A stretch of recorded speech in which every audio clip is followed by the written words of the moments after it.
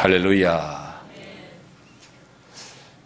우리가 늘 인사할 때 예수님 덕분에 행복하세요 이렇게 인사를 많이 합니다. 그런데 그 덕분에라는 말 속에는 사랑과 은혜 그리고 감사가 들어있는 말입니다. 자, 명절이니까 우리 한번 이렇게 인사했으면 좋겠습니다. 부모님 덕분에 행복합니다. 형제님 덕분에 행복합니다. 성도님 덕분에 행복합니다. 예수님 덕분에 행복하세요. 할렐루야. 힐링, 웰빙 우리가 많이 하고 들은 말입니다. 한때 유행어처럼 우리 주위에 이 말을 많이 했죠. 그런데 지금도 많은 사람들 마음속에는 힐링했으면 좋겠다. 웰빙했으면 좋겠다. 다시 말씀드리면은 내 몸도 마음도 치료받고 회복되고 그래서 내 삶이 너무 아름답고 좋고 행복한 삶이 되었으면 좋겠다. 그게 힐링이고 웰빙입니다. 이 힐링과 웰빙은 의식주 문제와 직결됩니다. 그래서 많은 사람들은 건강에 좋은 음식을 먹어야 된다. 건강에 좋은 옷을 입어야 된다. 건강에 좋은 집을 짓고 살아야 된다. 건강에 좋은 운동도 해야 된다. 건강에 좋은 약도 먹어야 된다. 그렇게들 생각하고 건강에 좋다면 뭐든지 하려고 하는 그것이 오늘 우리의 마음속에 우리의 삶 속에 뿌리내리고 있는 것 같아요. 그건 다시 말씀드리면 나는 건강하지 못하다. 나는 건강해야 될 사람이다. 그런 의미를 담고 있지요. 그런데 최고의 힐링, 최고의 웰빙이 무엇일까요? 오늘 저와 여러분에게 주신 이 말씀은 최고의 힐링과 최고의 웰빙이 무엇인지를 우리에게 가르쳐주고 있습니다. 오늘 이 말씀을 통해 은혜 받음으로 여러분의 몸과 마음이 치료되고 회복될 뿐만 아니라 여러분의 삶이 웰빙되어서 정말 행복한 삶, 축복을 누리는 삶이 되기를 주의 이름으로 축원합니다. 예수님께서 회당에 들어가셔서 말씀을 전할 때에 그 말씀이 얼마나 권세가 있었던지 그 말씀을 듣는 모든 사람들이 이야, 권세 있는 자의 말과 같다. 권세 있는 새 교훈이로다. 듣는 사람들이 다 놀라지 않을 수 없을 거예요. 그 가운데 귀신 들린 사람이 그 예수님의 말씀을 듣는 중에 경련을 일으키고 그 예수님 말씀 한마디에 귀신이 쫓겨나는 이런 능력의 역사가 나타났습니다. 예수님께서 회당에서 그 말씀을 전하신 후에 그날 저녁에 베드로의 집에 갑니다. 베드로의 집에 갔더니 베드로의 장모가 열병에 걸려서 지금 누워 있는데 열이 40도를 오르락내리락 하면서 우리에게는 흔하지 않는 병입니다. 그러나 예수님이 사는 그 동네에는 이 열병이 흔한 병이에요. 그런데 이 열병에 잘못하면 사람이 목숨을 잃어요. 베드로의 장모가 열병에 걸려서 꼼짝 못하고 있는데 예수님이 가서 손을 잡고 일으키니까 벌떡 일어납니다.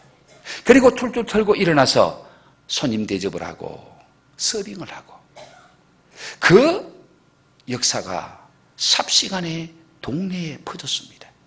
동네 사람들이 그날 저녁에 이 베드로의 집에 몰려들기 시작하는데 얼마나 많이 왔는지 집에 들어갈 수가 없습니다. 그런데 건강한 사람만 온 것이 아니라 이런 병 저런 병 걸린 사람을 다 데리고 옵니다. 그리고 더러운 귀신 들리고 정신병을 앓고 있는 그런 자들도 다 데리고 왔습니다. 예수님은 그 동네에서 온 그 모든 환자를 다 일일이 치료해 주시고 고쳐주셨습니다. 그리고 새벽이 되어서 예수님은 한적한 곳에 찾아가서 기도를 하십니다. 새벽 미명에 날이 밝기 전에 밤새도록 환자들과 씨름했으니까 얼마나 피곤하시겠습니까? 그럼에도 불구하고 예수님은 새벽에 기도하러 나가셔서 하나님과 영적인 교제를 가지고 기도하고 있는데 그때 날이 밝아오자 제자들이 예수님을 찾아옵니다. 기도하는 예수님의 기도를 중단시키고 제자들이 하는 말이 예수님, 지금 날이 밝자마자 사람들이 또 몰려오기 시작합니다. 그 말을 들은 예수님은 야 얘들아, 우리가 다른 동네에 가서도 복음을 전해야 된다. 가자. 예수님을 찾아오는 그 사람들을 뒤로 하고 제자들을 데리고 예수님이 다른 동네로 복음을 전하러 갑니다. 그 다른 동네에 가서 또 한 사람을 만났는데 특별한 한 사람을 만났습니다. 그 특별한 한 사람이 누구예요? 바로 나병. 우리가 전에 쓰던 성경에는 문둥병이라고 나왔습니다. 지금 성경에는 나병이라고 나왔죠. 그리고 우리가 또 흔히 쓰는 말 중에는 한센스병이다, 그렇게 부르기도 합니다.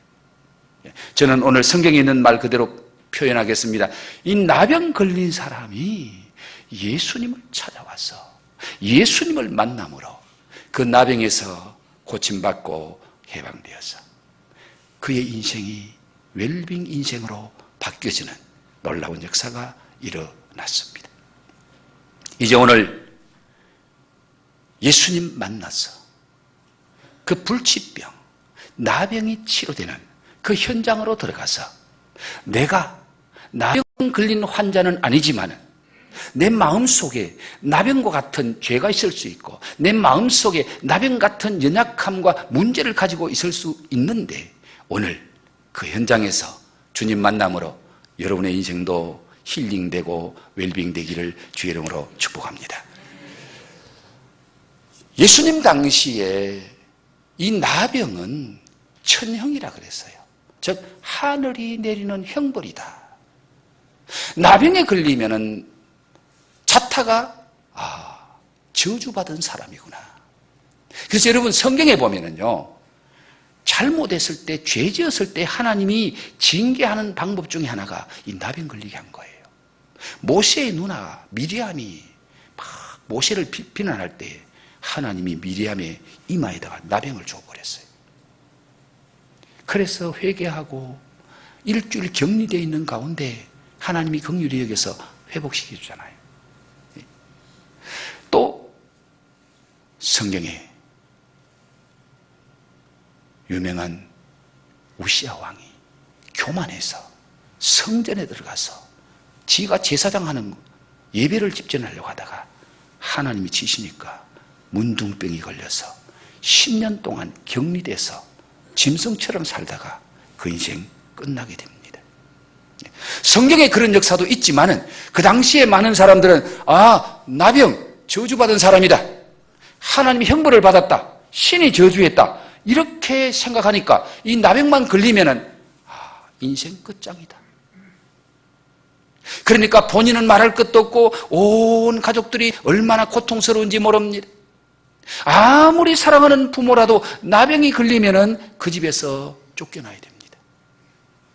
아무리 사랑하는 애지중지 키운 자식이라도 자식이 나병 걸리면은 집안에서 쫓아내야 됩니다. 그리고 왕이라도 선지자라도 나병에 걸리면은 그 공동체에서 쫓겨나요. 우시아 왕이 바로 그랬잖아요. 그러니까 이 나병이 걸리면은 소망이 없습니다. 그리고 자포자기할 수밖에 없습니다. 이런 나병 환자, 그 나병 환자가 오늘 예수님 앞에 나옵니다. 예수님을 찾아왔습니다. 나병 환자가 예수님께 나오는 것이 쉬웠을까요? 어려웠을까요? 이건 보통 마음 먹지 않고는 올 수 없는 겁니다. 정말 생명을 내놓지 않고는 많은 사람이 운집하고 그 가운데 계시는 예수님을 만나러 온다는 것은 상상도 할 수 없는 일이에요. 왜 그렇습니까? 나병은 저주받은 병이다, 신이 저주를 내렸다, 그렇게 모두들 생각하기 때문에 나병이 걸려 공동체 밖으로 추방시킵니다. 그리고 사람들이 모이고 나병 환자 가까이 가면은 자기 입으로 나는 부정하다고 외쳐야 됩니다. 만약에 가만히 있다가 사람이 지나가다가 나병 환자가 옆에 있다. 그러면 돌을 들고 그 사람을 때려 죽여도 항의 한마디 할 수 없습니다. 이것이 그 당시에 나병 걸린 자의 삶이었다 그 말입니다. 그러니까 이 나병 환자가 격리되어서 건강한 사람이 없는 곳에서 자기들끼리 살든지 혼자 짐승처럼 살아야 되는데 이 나병 환자가 예수님을 만나려고 하니까 예수님 혼자 계시나요? 예수님이 계시는 곳에는 사람들의 인산인해를 이룹니다. 그 많은 사람들을 뚫고 예수님께로 나아간다. 이건 상상도 할 수 없는 일이고요. 나병 환자가 숨길 수 있는 병이 아니잖아요. 쉽게 말하면 피부병입니다. 피부가 썩어 들어가거든요. 온몸에 진물이 나고 피고름이 나고 피부가 썩어 들어가는 이 병을 가진 자가 다른 사람 앞에 나타날 수가 없습니다. 그리고 더더욱이 나병이 걸리면은 자기 스스로가 절망 가운데 빠질 뿐만 아니라 인생을 포기할 수밖에 없습니다. 우리나라도 소록도라는 데 가면은 나병 환자들만 사는 섬이 있어요. 저도 얼마 전에 그곳에 가봤습니다. 그런데 지금은 사람들도 이제 많이, 지금은 좋은 약이 개발되고 치료가 좋아서 지금은 뭐 나병도 일찍이 발견하면은 전혀 문제없이 치료가 됩니다만은, 그러나 그 소록도 현장에 가보면요, 얼마나 비참했는지 몰라요. 심한 사람은 그 안에서도 격리를 시켜놓고, 그 소록도에 들어가면은 인생 끝났다. 나는 살았어. 여기 못 나간다. 여기 들어오면 인생 죽어서 시체가 되어서 그것도 밖으로 못 나가고 거기서 불태워져야 돼. 그런데 그렇게 사는 사람에게 좋은 약이 개발되어서 그 약을 가지고 가서 막 마이크로, 여러분 좋은 약이 왔습니다. 여러분을 치료할 수 있는 약이 왔습니다. 약을 와서 받아가세요. 그리고 했는데 나병 환자들이 아무도 안 나온다는 거예요. 이상하잖아요. 자기들을 치료할 수 있는 좋은 약을 와서 받아가서 먹고 바르라고 그러는데 아무도 안 나온 거예요. 나중에 알고 보니까 그들의 마음속에 나병이 나아서 무엇하려고? 내가 이 병에 걸려서 지금 이 모양인데 지금 나으면 뭘 하려고? 뭘 한다고? 내 인생 끝난 거야. 이미 그들 마음속에는 살 소망이 없고 그들의 인생을 자포자기해버렸기 때문에 약이 있다 그래도 그 약타로 안 나오는 거예요. 사람에게 가장 무서운 것은 절망이고 자포자기입니다. 마음이 병들면 육체도 삶도 다 포기되어 버리는 거예요. 이런 나병 환자가 생명을 걸고 예수님께 나왔습니다. 그는 왜 이런 위험을 무릅쓰고 예수님께 나왔습니다. 이 모든 장벽을 뚫고 돌에 맞아 죽을 각오를 하고 예수님께 나온 이유가 뭡니까? 그를 예수님께 나오게 한 것이 무엇입니까? 바로 그 사람의 마음속에 있는 믿음이었습니다. 나병 환자가 가진 믿음이 어떤 믿음입니까? 그 나병 환자의 마음속에는 이 나병은 어느 누구도 고칠 수 없어. 어떤 약도 고칠 수 없어. 어떤 의사도 고칠 수 없어. 이 나병에 걸렸다가 살아난 사람은 아무도 없어. 이 병에 걸리면 이제 인생 끝장이야. 그렇게 살다가 죽는 거야. 다들 그렇게 생각하는데 이 나병 환자의 마음속에는 예수님을 만나면은 내 문제도 해결될 수 있어. 예수님께 가면은 나병이 나을 수 있어. 이 믿음이 그 나병 환자의 마음속에 있었던 겁니다. 그래서 그는 그 믿음으로 절망도 이기고 포기도 이기고 예수님께 나올 수 있었던 힘이, 그 믿음이 있었기 때문에 그 믿음이, 그 힘, 그 마음을 줬던 겁니다. 예수님께서 당신에게 나온 이 나병 환자를 치유해 주시는 그 목적이 무엇입니까? 왜 많은 병자들 가운데 이 나병 환자를 특별히 예수님이 특별 취급해서 고쳐주시고 회복시켜 주신 그 이유가 무엇인지 오늘 말씀을 통해서 잠시 한번 생각해 보려고 합니다. 예수님은 모든 사람의 병을 다 고쳐주지는 않았습니다. 여러분 앞에서 보셨다시피 37절에 보면은 제자들이 찾아와서 만나러 사람들이 지금 막 몰려오고 있습니다. 사람들이 지금 주를 찾나이다. 그러나 예수님은 자기를 찾는 그들을, 병을 고치려고 찾아오는 사람들, 그들을 뒤로 하고 내가 온 것은 사람을 치료하는 목적이 아니고 내가 온 것은 복음을 전하러 왔어. 내가 온 것은 천국을 전하러 왔어. 내가 온 것은 하나님의 선한 역사를 전하려고 왔어. 그러면서 예수님이 다른 곳으로 가셨잖아요. 그런데 오늘 다른 곳에 전도하러 가서 이 나병 환자는 만나주시고 그 나병 환자를 치료해 주신 그 주님, 왜 나병 환자를 특별 대우하셨을까? 저는 이 말씀 속에서 두 가지 이유를, 바로 천형이라고 생각하고 저주받은 자라고 생각하는 그를 통해서, 절망 가운데 있는 그를 통해서 정말 저주가 축복이 되고 절망이 희망과 소망으로 바뀌어지게 되는 이 놀라운 역사를 주님을 통해서 보여주려고, 그 치료를 통해서 보여주시려고 주님이 이 나병 환자에게 특별한 은혜를 베푸십니다. 앞에서도 말씀을 드렸습니다마는 예수님 만나는 것이 최고의 힐링이고 예수님 만나는 것이 최고의 웰빙이라는 사실을 우리 예수님이 많은 사람들에게 보게 하시고 알게 하시고 믿게 하시려고 이 나병 환자를 치료해 주시는 예수님의 모습을 보게 됩니다. 그리고 예수님은 나병 환자를 통해서 당신이 누구인지를 나타내 보여줍니다. 지금까지 나병 환자를 고친 사람이 있었나요? 나병 환자를 치료하는 약이 있었나요? 사람은 고칠 수가 없었습니다. 약은 나병을 치료할 수 없었습니다. 그런데 예수님이 그 나병을 치료하심으로 말미암아 예수님은 우리와 다르네. 예수님 만나니까 이런 역사가 일어나네.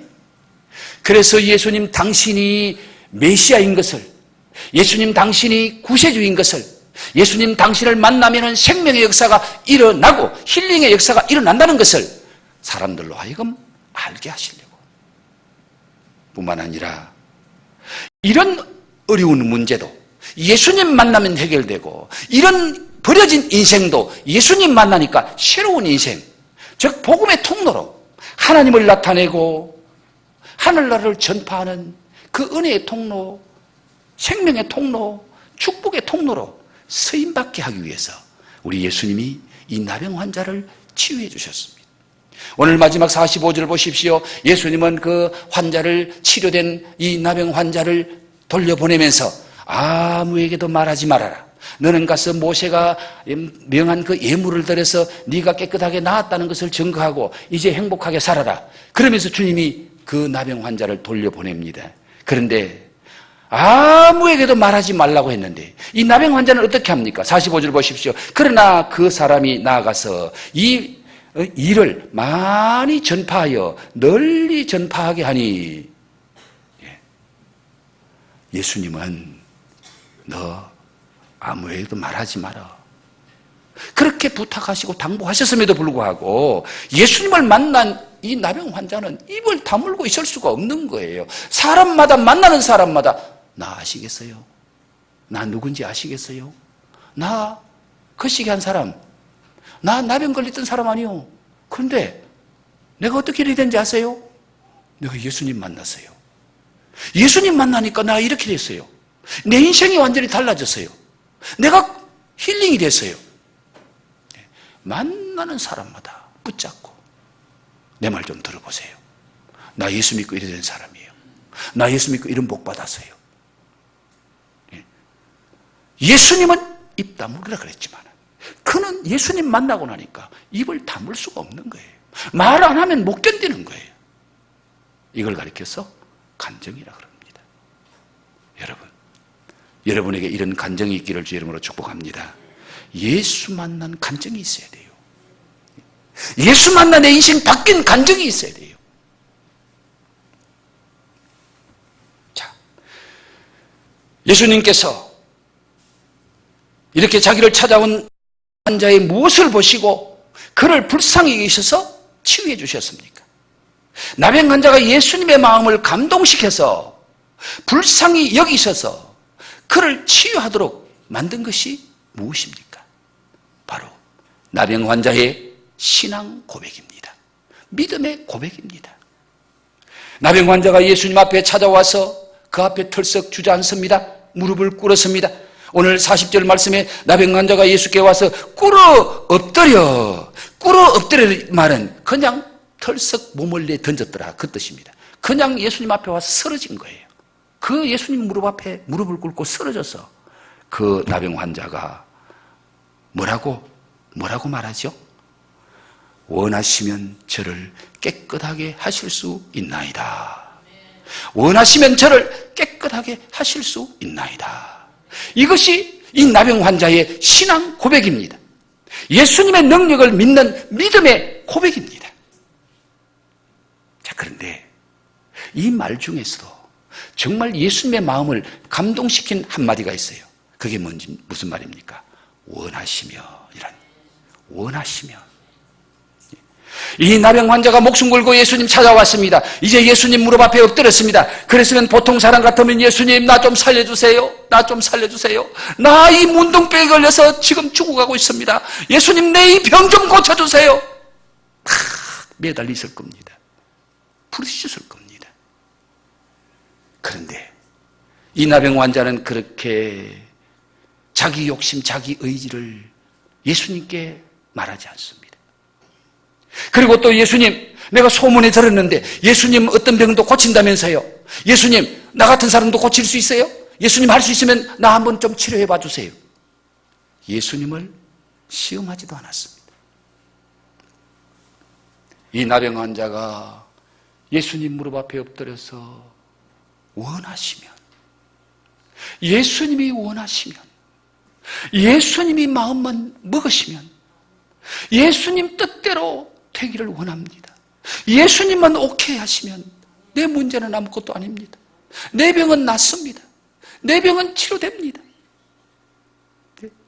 이 한마디, 예수님 원하시면, 이 한마디 말을 들었을 때에 예수님의 마음이 감동을 받지 않을 수가 없었습니다.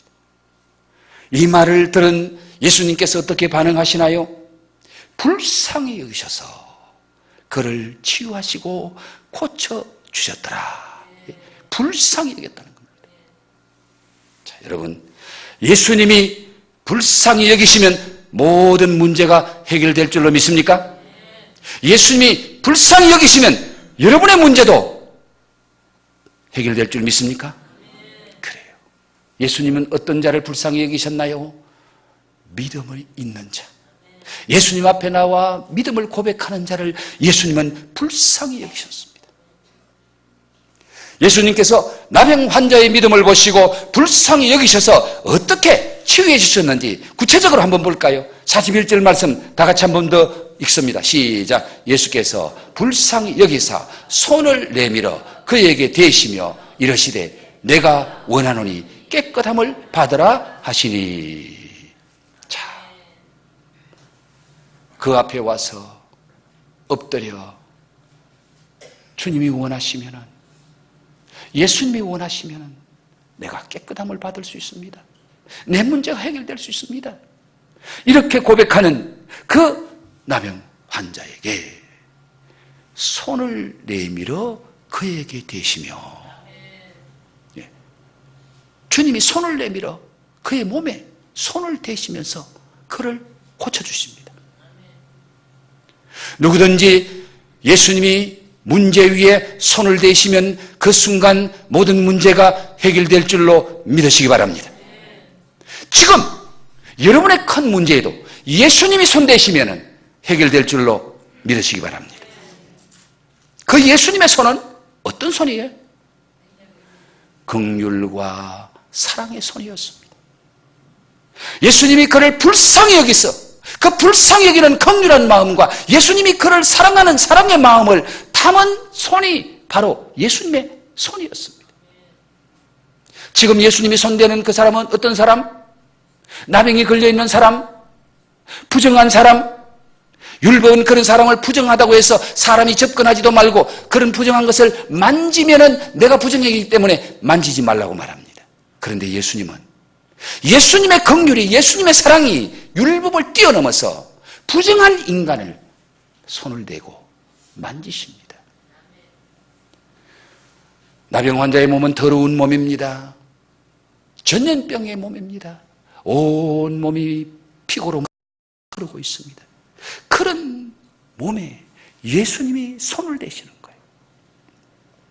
오늘 이 말씀을 통해서 우리가 아무리 추하고 더러운 모습이라도 우리 주님 앞에 오면은 우리 주님은 우리를 품어 안아 주십니다. 우리 주님은 우리를 끌어 안아 주십니다. 야야 더러워 가까이 오지 마. 여러분 손주가 참 귀하잖아요.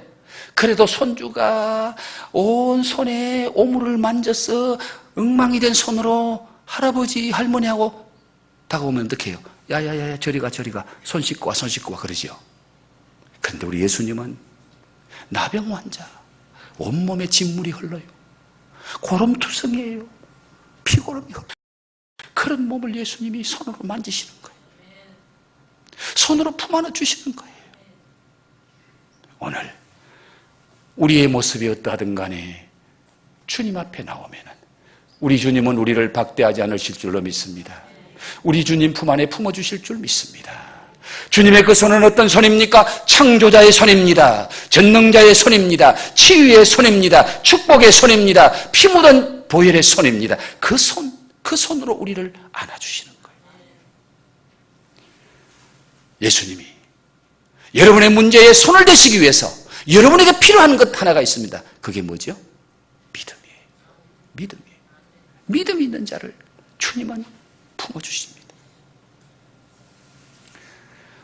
예수님께서 손을 내밀어 그 환자의 몸에, 문둥이의 몸에 손을 대시면서 그리고 또 무엇을 하셨나요? 말씀을 선포합니다. 무슨 말씀이에요? 41절 말씀, 예수님이 하신 말씀 다 같이 한번 더 볼까요? 내가 원하노니 깨끗함을 받으라. 내가 원하노니 깨끗함을 받으라. 예수님의 명령과 선포가 내게도 일어나기를 원하는 마음으로 우리가 주님께서 하신 그 말씀 그대로 같이 한번 해보면 좋겠네요. 한번 따라 하시면 좋겠습니다. 내가 원하노니 깨끗함을 받으라. 내가 원하노니 깨끗함을 받으라. 내가 원하노니 깨끗함을 받으라. 할렐루야. 주님이 오늘 여러분에게 이 말씀 하시기를 주의 이름으로 축원합니다. 여러분의 영적인 마음에 이 말씀이 들리기를 주의 이름으로 축원합니다. 이런 치유 역사가 오늘날 또 일어날 줄로 믿습니까? 오늘 누구에게 일어났으면 좋겠습니까? 저 믿음 없는 저 아무개 집사 오늘 은혜 좀 받았으면 좋겠는데 이 말씀 좀 제대로 들었으면 좋겠는데 저 주일도 제대로 안 지키고 왔다 갔다 하는 제 양반 오늘 제대로 이 말씀 듣고 은혜 받았으면 좋겠다. 아니 나를 그렇게 힘들게 하는 우리 시어머니 은혜 좀 받았으면 좋겠다. 그렇습니까? 오늘 이 말씀은 누가 들으라고 하나님이 주셨나요? 누구에게 주신 말씀이에요? 그래요. 오늘 이 말씀은 나를 위해 주신 주님의 말씀입니다. 내가 믿음으로 받으면 나에게 이런 역사가 일어날 줄로 믿습니다. 이런 기적이 나타날 줄 믿습니다. 하나님의 선한 역사 나타날 줄로 믿습니다. 그렇습니다. 다른 사람이 아니고 내가 은혜 받아야 됩니다. 다른 가정이 아니고 우리 가정이 이 은혜 받아야 됩니다. 사랑하는 성도 여러분, 오늘 여러분의 가정에 이 은혜, 이 믿음의 역사가 일어나려고 하면 무엇이 필요하다고요? 무엇이 필요하다고요? 믿음. 믿음이 필요합니다. 머리로 아는 것이 믿음이 아니라 내 마음으로 받아들이고 신뢰하고 확신하는 것이 믿음입니다. 1월 초에 우리가 천영호 장로님, 부산의 CBS 방송국 사장이신 천영호 장로님 그 동영상 통해서 다들 은혜 많이 받았습니다. 그분의 아내가 집을 나가고 그 2년 만에 소식이 와서 갔더니 보건병원 중환자실에서 배가 이렇게 불러서 복수가 차다 이제 더 이상 할 수 없으니까 배꼽이 주먹만큼 튀어나왔더래요. 복수가 차고 배꼽이 튀어나와. 그래서 그 2년 만에 집 나간 아내를 만났는데 이 아내는 죽기 전에 남편에게 만나서 회개하고 죽으려고 그 남편을 찾았는데, 그래서 이 남편이 그 병든 아내를 얻고 와서 어떻게 할 수가 없잖아요. 마지막 소원이 어느 권사님 신유의 은사가 있는데 그 권사님에게 기도하면 병이 낫는다. 그 소리를 듣고 이 아내가 마지막으로 여보 나 그 권사님 만나서 기도 한 번만 받게 해주세요. 이 남편의 마음속에는 네가 그 병 걸리는데 기도한다고 나라, 기도 받는다고 나 할 것 같아. 그건 아니야. 안 돼. 그런데 이 아내가 그렇게도 죽음을 앞둔 아내가 소원을 하니까 그 소원 안 들어주면은 죽고 난 후에 자기가 후회할 것 같아서, 그래서 그 아내를 데리고 그 신유의 은사를 통해서 많은 환자를 치료한다는 그 권사님 집에 찾아갑니다. 찾아가서 아내는 권사님 방에 들어가게 하고 자기는 밖에 나와서 서 있습니다. 그때 권사님이 문을 열고 왜 당신은 밖에 있느냐고, 들어오라고. 당신이 뭐 하는 사람이냐고. 나는 신학생이고 나는 전도사입니다. 그런데 전도사가 그런 믿음이 없느냐고. 신학생이 믿음이 그따구냐고. 왜 살아계신 하나님을 못 믿느냐고. 기도하자고. 권사님이 복수찬 배에 손을 얹고 기도합니다. 하나님, 사랑하는 딸을 불쌍히 여겨 주옵소서. 다시 한 번만 살려 주옵소서. 사랑하는 딸을 통하여 하나님 영광을 나타내 보여 주옵소서. 그 권사님이 그 복수찬 배에 손을 얹고 기도하는데 그 기도가 채 끝나기 전에 대소변으로 그 복수찬 것이 막 쏟아져 나오는 거예요. 다 쏟아져 나오고 그 자리에서 툴툴 일어나는 겁니다. 그래서 그 장로님이 하시는 말씀이 하나님이 고치시니까 후유증도 없더라. 지금까지 건강하게 잘 살아 있어요. 지금까지. 그때 이 천영호 장로님이 나는 신학생이고 나는 전도사인데 나는 이 머리로만 믿고 있구나. 이 머리로 믿고 있는, 대갈통으로 믿고 있는 이건 아무것도 아니구나. 정말 내 마음속에 믿음이 없구나. 정말 살아계신 하나님을 믿는 믿음이 내 안에 없구나. 그걸 그때 철저하게 깨달았다는 겁니다. 여러분의 마음에 살아계신 예수님이 믿어지기를 주 이름으로 축복합니다. 그 하나님이 전능하신 하나님임을 믿으시기 바랍니다. 그 하나님이 능력의 하나님이심을 믿으시기 바랍니다. 그때 역사가 일어나는 거예요. 그때 역사가 일어나는 거예요. 그 믿음을 통해서 주님의 능력이 나타났어요. 믿음이 뭡니까? 믿음은 능력이에요.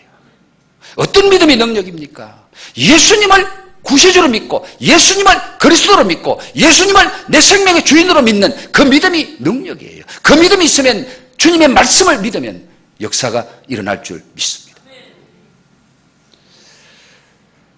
여러분에게 이런 믿음이 있나요? 여러분의 가족, 여러분의 자녀들에게 이런 믿음이 있나요? 우리가 부르는 찬송 중에 믿음이 이기네, 믿음이 이기네. 믿음이, 주 예수를 믿는 믿음이 온 세상 이기네.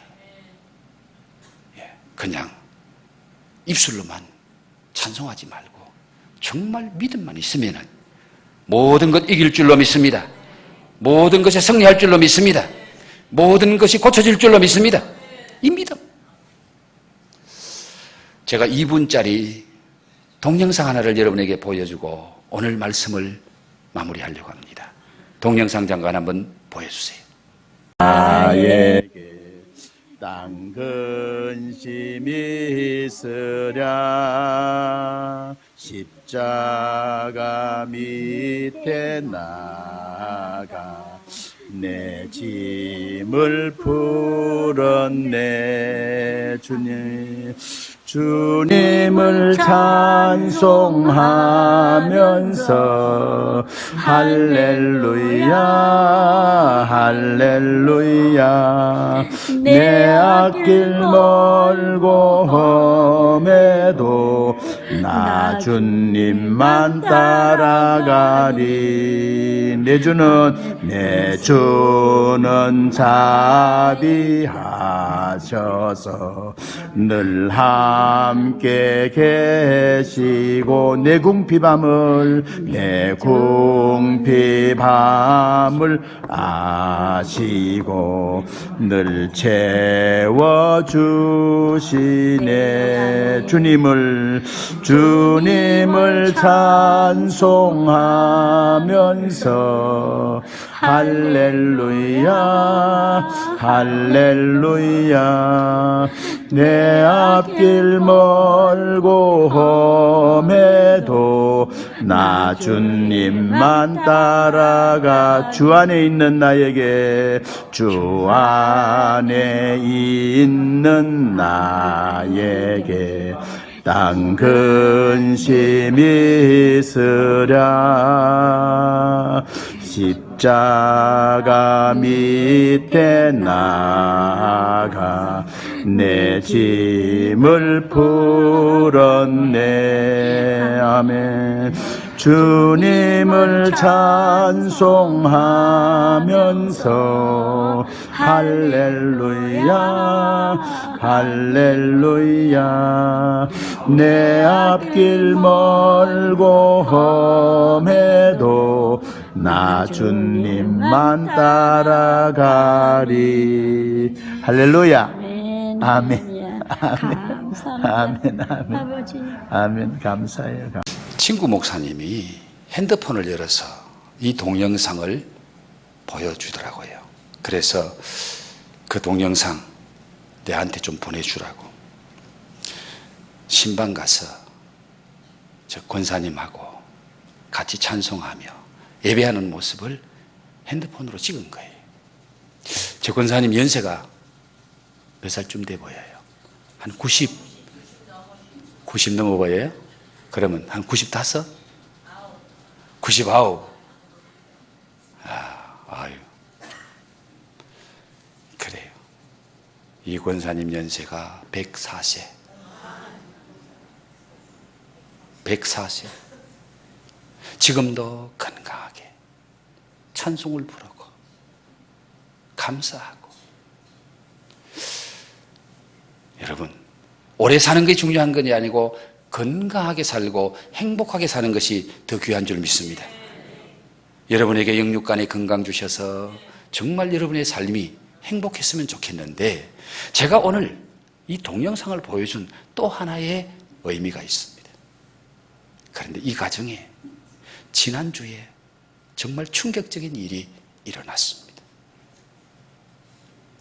이 권사님의 손자가 35살인데 결혼해서 이제 작은 딸내미 하나가 태어났어. 정말 가정이 행복하고 활약했는데 베트남에서 사업을 합니다. 그래서 베트남의 사업이 너무 잘 돼요. 거기 가야 될 형편인데 아마 이 손자 내외가, 손자는 사업 때문에 베트남 가자, 그 손주 며느리는 나는 베트남에 가서 못 산다, 안 간다.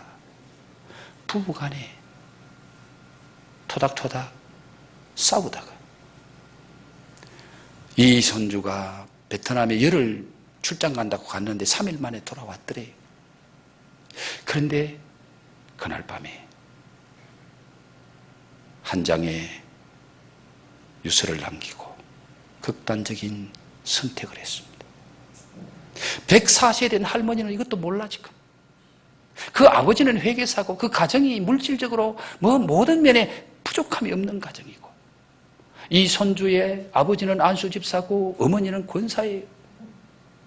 그런 가정이에요. 이 젊은 새파란 청년 35살이 이 세상을 떠났습니다. 그 부모들이 너무너무 충격을 받고 목사님에게도 그 소식 못 전하고 목요일날 세상 떠나고 금요일날 화장했대요. 이 말을 들었을 때에 왜 이 젊은 청년이 그런 극단적인 선택을 했을까? 할머니는 저렇게 104세 건강하게 찬송도 잘하고 그 아버지는 안수집사고 그 어머니는 권사고 교회에서 중직자고 신앙생활 잘하고 교회 잘 섬기는데 이 아들은 왜? 저는 그 아들의 마음속에 예수님이 없었다. 예수님이 계셨으면 그런 극단적인 선택을 예수님을 믿는 믿음이 없기 때문에 좌절하고 절망하니까 거기서 헤어나지를 못하는 거예요. 여러분, 육신의 건강보다 영적인 건강이 더 중요합니다. 마음의 건강이 더 중요합니다. 마음이 병들면 무엇으로 고치리요? 잠언서에 그러잖아요. 육신의 병은 고치기 쉬워도 마음의 병이 어렵다. 여러분, 나병 환자가 육신의 병도 정말 힘든 병이지만은 그러나 그 나병 환자의 마음 속에는 예수님이 계셨습니다. 예수님을 믿는 믿음이 있었습니다. 그러기에 그는 절망 속에서 일어날 수 있었고 모든 것을 포기하지 않고 다시 일어나서 예수님께 오니까 그 인생이 바뀌어진 거예요. 여러분의 마음에 이 예수님 계십니까? 여러분의 마음에 이 예수님을 믿는 믿음이 있습니까? 여러분의 자녀들에게 이 믿음이 있어야 됩니다. 여러분의 자녀들의 가슴에 예수가 있어야 되는 거예요. 그 예수 없으면 어려운 일 만나면 인생 끝내면 된다. 이런 극단적인 선택을 하는 거예요. 오늘 이 나병 환자가 예수님을 만나고 예수님께로부터 치유받은 그 인생 얼마나 복된 인생입니까?